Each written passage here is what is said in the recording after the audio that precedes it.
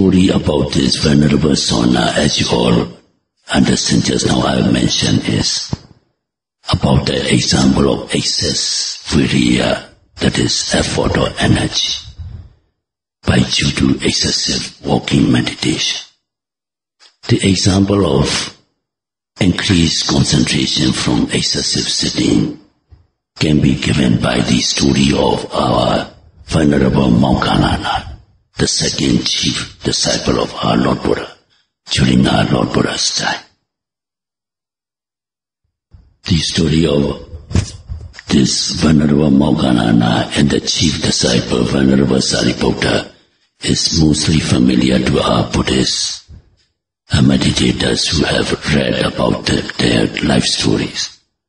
They are previously the disciples from other sect of belief, and when, after learning a short stanza from Venerable Assaji is the youngest member of the Panchavaggi, the group of 5 monks who has a chance to listen the first sermon, the turning of the wheel, Dhammacakka Pavattana Sutta, and they all become, after then the second Anatta Lakkhana Sutta, they all become arhats.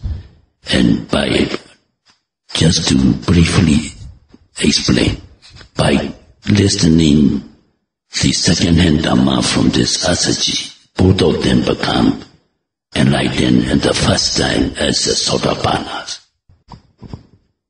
And when they become Sotapanna, they ask whereabouts of our Lord Buddha from Venerable Assaji, and they go to our Lord Buddha. They request for ordination and they started practicing meditation after taking instruction from our Lord Buddha. So this Venerable Moggallana, when he is meditating, he is being inclined to develop strong concentration. He chooses the sitting posture only. And after a few days, then the sloth and torpor overwhelmed him. And he was nodding with the sloth and torpor, nodding and nodding at the result. So when Buddha was aware of the condition of Venerable Moggallana, he came to his meditation place and asked a question. Buddha asked him, Moggallana, are you nodding? Moggallana said, yes, Venerable Sir, I'm nodding, being tormented by this sloth and torpor. So Buddha instructed him how to compare this sloth and torpor, and this become the instruction for meditators. Meditators also, one of the nivaranas or hindrances usually encounter at the beginning of the practice, or if one is over sitting, and when too much concentration, sloth and torpor can overwhelm. And when this sloth and torpor overwhelm, the Buddha gave instruction how to deal it, how to overcome it to the Venerable Moggallana. One has to take up this sloth and torpor as meditation object and note as sleepy, sleepy, or nodding, nodding. So by noting, if sloth and torpor become better, then one can go back to one's primary object of rising and falling. But if the sloth and torpor again arises again, then one should change the meditation object, because it can be due to monotonous feeling of the mind, the sloth and torpor can set in. So if sloth and torpor recur by noting rising and falling, one can change to sitting and touching of the body. If sloth and torpor improve, then one can continue as prescribed in the schedule. If not, Buddha said you reflect the Dhamma first by reflection, and if it works, then you can continue meditation. If not, Buddha even suggests, silently of course, by oral recitation of any inspiring Dhamma you have learned. That is what is meant by Dhamma Vijaya, investigation of Dhamma. If you make Dhamma Vijaya actively, then you can overcome this sloth and torpor. If it works, you can continue with your routine meditation. If not, Buddha said, with mindfulness you can open your eye, starting from intending to open the eye, then open the eye. When you open the eye, you see something, but it is better to concentrate on the light. During daytime, daylight. During nighttime, it is artificial light. And with open eye, you can know light or bright. That is aloka meditation, meaning the light contemplations as light or bright for some time with the open eye. Then this can clear also the sloth and torpor. If it works, then well and good. If not, Buddha said you must get up from sitting position. Do it everything mindfully, starting from intending to get up, and getting up with mindfulness of the all movement involved, and getting up and do walking meditation.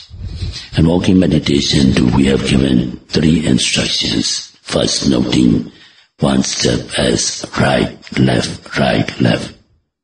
Then 2 noting is lifting and putting down.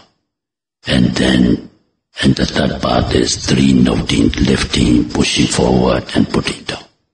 But when one is oppressed by sloth and torpor, one should begin with 1 noting, just left and right, meaning little bit quick walk.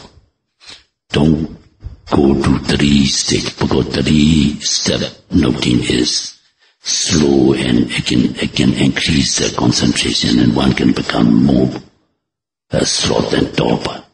So use only 1-step noting or 2-step noting and do walking meditation.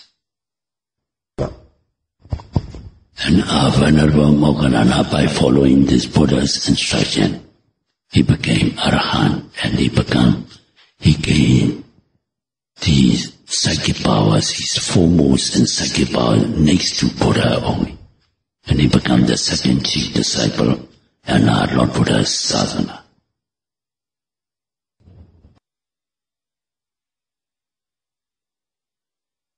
Question is, please explain the meaning of the purpose of life and our practice.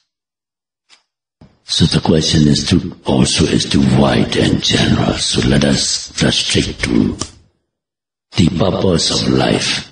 If you ask, different persons will give different answer. I think a few talks back we have already mentioned meaning the same subject. What is the most important matter in life? We are given a talk. The most important matter means what is the purpose of life? So as a Buddhist, and according to our Buddhist perspective, the answer is the purpose of life is to develop wisdom. Other beings, like animals, and all the beings in common except in Brahma realms, sensual realms, the creatures are common in 3 aspects. We eat to get nutrition to sustain our life, because sabbe sata ara titika.